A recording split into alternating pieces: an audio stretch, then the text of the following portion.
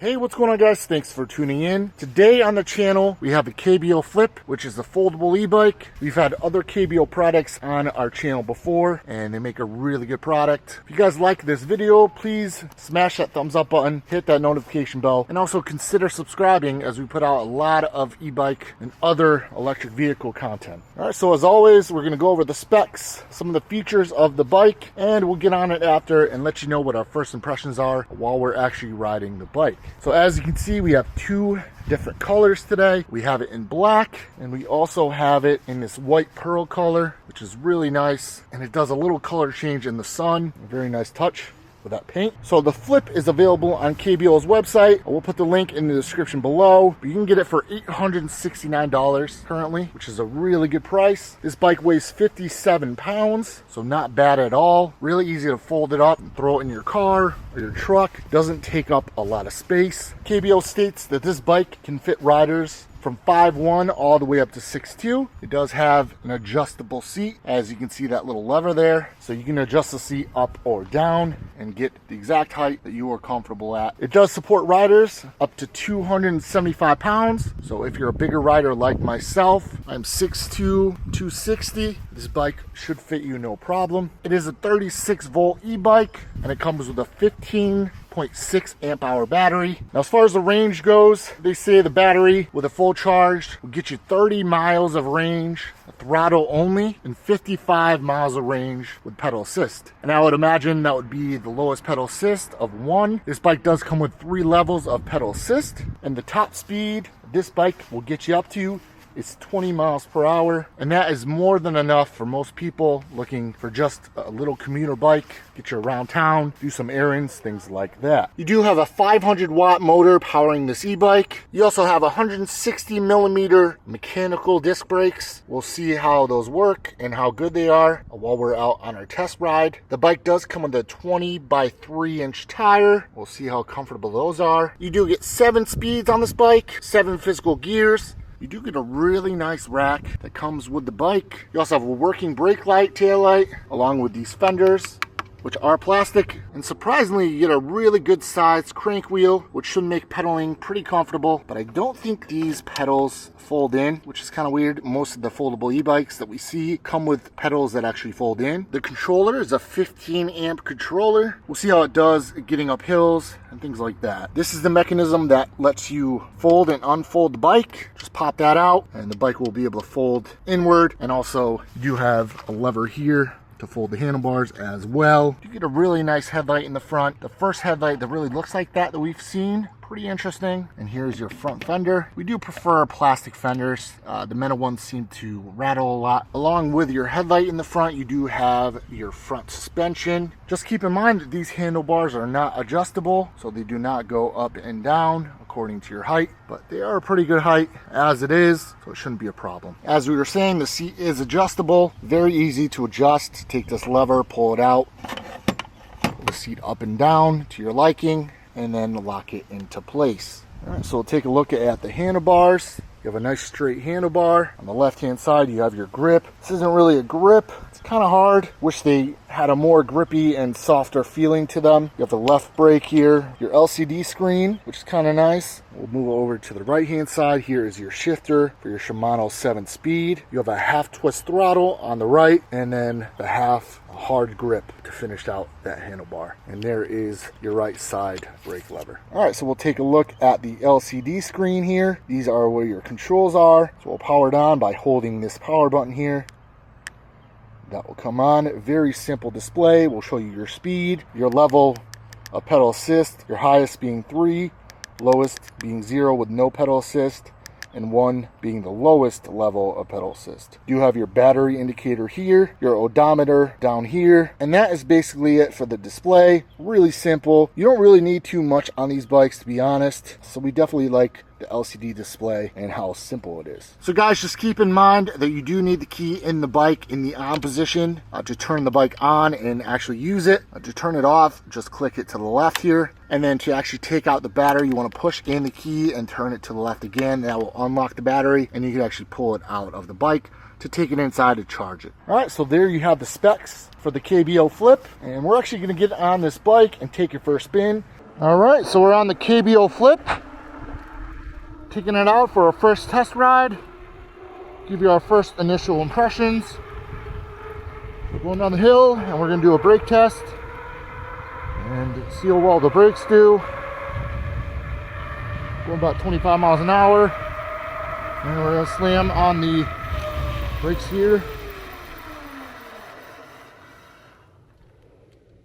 Not terrible. Didn't lock them up, which was good. But those brakes were all the way down to the grips, so can't really expect much from mechanical disc brakes though, so not too bad. We're gonna do a top speed test here. This bike says it can do 20 miles per hour. We're topping out at 23.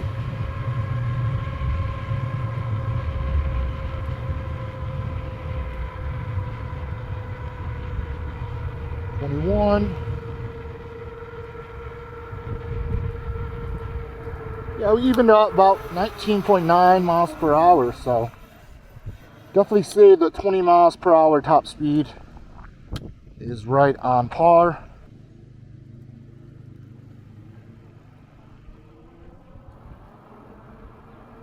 So the acceleration isn't anything to write home about.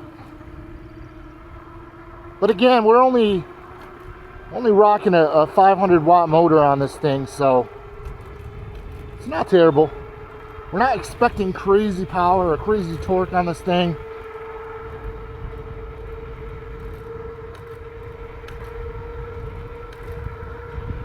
Alright, so we just broke 20 miles per hour.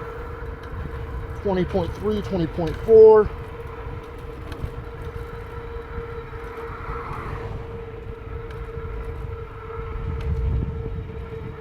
Alright, so I say 20 miles per hour is a pretty accurate claim for the KBO Flip. Now, as far as being comfortable on the bike, it's okay. It's not the most comfortable foldable e-bike I've been on, but honestly, it's on the smaller side, which could be the reason why. The seat is a little rough, but you can always replace that. Don't forget that. Like, everybody complains about a seat on a bike, and it's like, that's not the whole bike, you know. You can always replace the seat if you don't like the seat. So you can always get like a Cloud 9 seat or something that's going to feel a lot better on your butt. But we'll start pedaling this thing, see how it does. So it takes about probably a good 1.5 seconds to actually start engaging the pedal assist. And I'm already, let's go up to your settings. So I'm actually pedaling right now with resistance, and we're going 20 miles per hour. So you can definitely pedal at the top speed on this bike, which is kind of nice. And pedaling isn't too uncomfortable, but again, it's not, this isn't going to be your most comfortable bike. It's a smaller, a foldable e-bike. It's something made to be ultra portable. You know, something for like a last mile transportation or just getting around short distances around town. I do have to say, getting up hills is a bit of a struggle if you're in physical gear 7. But once I bumped it down to about 5, pedal assist was able to help me out there. Handlebars are solid, they're not moving, shaking, so that locking mechanism does a really good job of holding those handlebars still. Can't really feel the front fork working much yet, but what we're going to do is we're going to take it into the field on our off-road test and see how it does. Alright, so here we go. Trying to get up the curb here. Oh, didn't sound too good. Yeah, so it takes about maybe 1.5 seconds, 2 seconds for the pedal assist to actually kick in. The throttle doesn't have too much torque. Definitely feels like you're getting more power with the pedals, which is normal. Alright, a little struggle getting up that hill. So if you're a bigger guy like me at 260 and you have a lot of hills in your area, this may not be the bike for you. You know, someone on the lighter side, I don't think we'll have a lot of problems with this bike.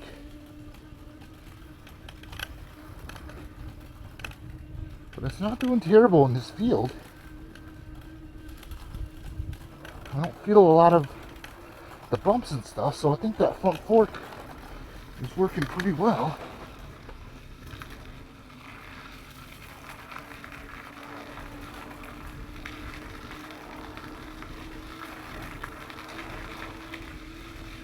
Yeah, this bike is performing really well right now. Not a lot of bumps. Not feeling, you know, the roughness of the terrain, like the rocks and stuff like that. I'm actually pretty impressed with that portion of the ride. Doesn't feel like the bike wants to shoot out to one side when you're steering the bike, so that's good.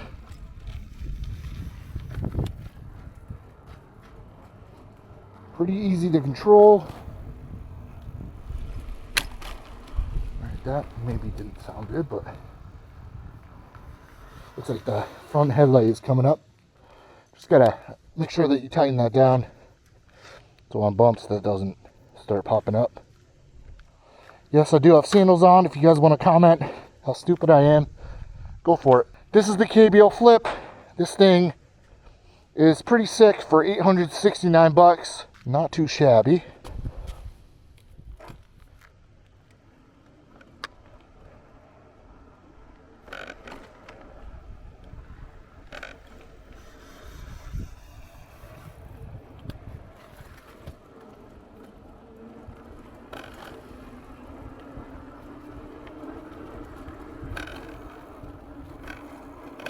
But for flat ground, getting around a campsite, things like that, this bike is really solid.